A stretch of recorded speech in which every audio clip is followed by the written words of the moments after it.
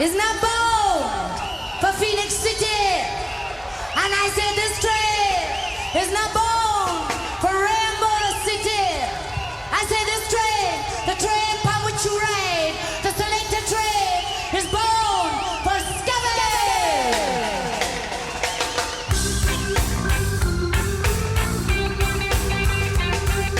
Skaville and more. Here is Trevor Clark. I met him on the London International Ska Festival. Hey Trevor, how are you? I'm fine, thank you very much. How are you? Okay, yeah, very good. We are here to speak with you about this book you wrote, Murder on the Train to Skaville, but the first question goes to the London International Ska Festival. What do you think about the 4 days festival? Oh, I really enjoyed myself. It was so much fun to meet so many people who are the same as me, who love this ska music and have traveled from all over the world just to be there. And it was a very nice atmosphere, everybody dancing together and having a good time. It was just one big party. Yeah. Can you have you got a highlight, or was it full of highlights? It was for me. But yeah, well, it was good to see some bands that I haven't seen for like 20 years, since the last international ska festivals. It was really nice to see Hot Knives again, yeah. And back with the original lineup. This was a very big moment for me. Okay, you said you have been to the last international ska festival. Yeah, well, it was very much smaller because it was in the George Roby. Mm-hmm. Most of them. There was only the second night of the first festival was in the Brixton Fridge. Okay, and what do you think would have changed? I don't think nothing's changed, as in the music itself. It has still got its roots, and the people who still follow this music are still, dedicated fans. I think the only thing that's changed is the music industry, and there's so many different more music, I wouldn't say cultures, because they only last for a year or so, whereas ska is going for, maybe 40 years now. But lots of different musics with all the trance and all the mixing and all this new generation of techno things that keep coming out. And that's what grabs the media and grabs the youth of today, which, as I say, lasts for a year or so, and then there's something else comes out. And ska is just, it's sort of an underground music, really, which is a shame. You wrote a book about all these connections between these subcultures and everything. It is called Murder on the Train to Skaville. What is this all about? Yeah, right. Well, we all know there's a classic Train to Skaville song by the Ethiopians, which has been covered by different bands as well in different ways. That gave me the inspiration for the title, and there is a classic film from Agatha Christie, Murder on the Orient Express, from somewhere around the 1930s. And I sort of used that title and thought, well, make a ska version of this story with a radio show which I thought of myself, Pirate Radio Skankdown. And it has a Rastafarian DJ and a rude boy as an assistant. Yeah, it's DJ Dread, isn't it? DJ Dread, yeah. Okay. Yeah, what a guy is DJ Dread? What kind of guy? Well, he comes from Jamaica.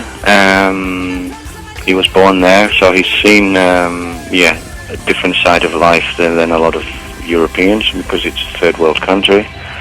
And he was brought over to England with his mother to live in Leeds, an area in England, when he was just a young teenager. And there he sort of, two-tone then was big in England. So he met up with the London Rude Boys. He used to go to London instead of going to school. Hang around there, because they couldn't teach him anything at school, you see. He was very streetwise and he just loves his music, and he just wants to spread the word of ska and reggae. So he started his own radio station, but he had to do it pirate because he couldn't get a broadcasting license. And because of all the problems that he keeps coming across, he decided to leave England and get on a train and go to Skaville. That's his utopia. It's like his heaven. He's going going to the promised land. Yeah, it would be heaven for all of us, wouldn't it? Yeah. Okay. And he just tells the story, or what happens is there's a pub on the outskirts of Leeds where where all people from these different music cultures, from punk, from mods, from rock and roll, hippies, and a Hell's Angel. Well, he's not actually an official Hell's Angel. That's a test. Yeah, Hell's Angels wannabe. He really wants to be an Hell's Angel, but he doesn't pass the initiation test. So, so there are all these people left over, really, who still love their music, but yeah, everybody else is sort of moved on, and they're still, they're still into that scene. So they end up all hanging around in the same pub because they're all sort of the same, if you know what I mean. They all still love their music, and they all still dress up the same way as they used to do. And they all just seem to congregate in this pub, and that's where DJ Dread also goes, and he meets all these characters, and they all have wonderful stories about telling about their music cultures. So he thinks, I can put them on the radio and they can tell their story. So he takes them all on the train to Skaville, and on the way they all tell their story. Okay, that's great. So it's not only focused on ska, it's focused on subculture and musical in general. Yeah, ska is, I would say it's the majority, about 70-80% is ska. Yeah. You've got ska, rocksteady, reggae, roots reggae, Rastafarianism, so there's very much to tell. Okay. But, the other musics also play a large part in the development of the music. Yeah. The music scenes, yes. So one could say it's a bit of history of the ska music, and yeah. So that's quite interesting. So we also can enjoy and learn something. Oh, definitely. It's full of facts. I've really researched as much as I can find thoroughly, and then I've put it into my own words. But it's, as far as I'm aware, it's as accurate as can be, and because every story has two sides to the story of who was first, or who invented this, or who thought of that. Yeah.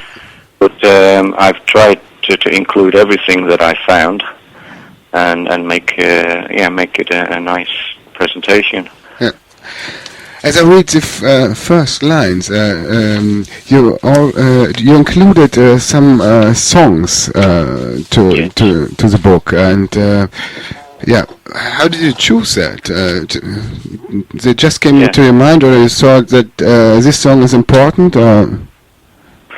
No, I had to be very ruthless, I think maybe is the word. Yeah. There's lots of songs I like, many songs. It's very hard to choose to put them all in. So I chose every song that is in the book that is featured, that they play the record. It has the title of a train in. So we have Train to Skaville, we have Destination Skaville from Chaos, we have Ghost Train by Madness, Must Catch a Train by Simmerip, Rude Boy Train by Desmond Dekker. So all the titles have a theme of a train, which is why I've left out lots of other bands, because they didn't have a song with the title of the train. Yeah, okay. That was how I had to choose which ones went in the book and which ones didn't. Yeah. But I also mentioned many other bands in between, because they also played a big part in the cult. About the book, where is it published, or have you everything done on your own? Or?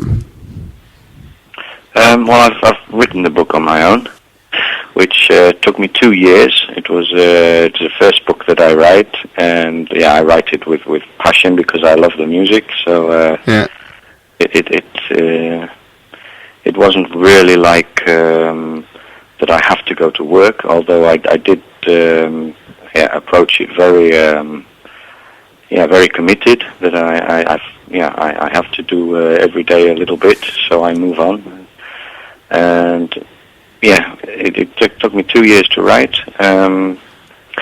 But you learn as you go on, because I don't know, how do you write a book? Some people said first I should really go to a book club and join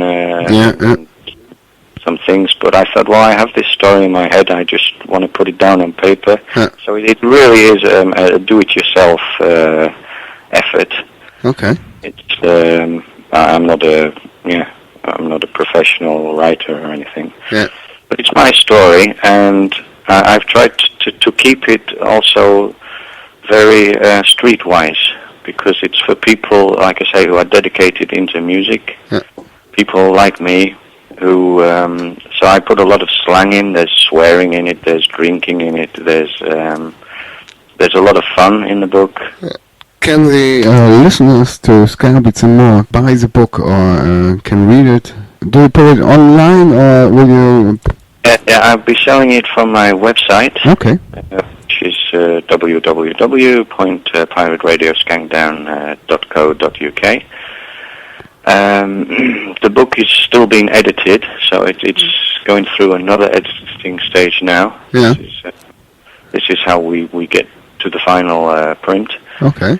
And then there will be a buy button on my website where you directly linked to the publishing company. Okay, and that's they good. will also be distributing the book, so you'll be able to buy it online. Yeah. We are all looking forward to the release date. Can you say an exact release date, or is it still? At the moment, I've got the end of June, but.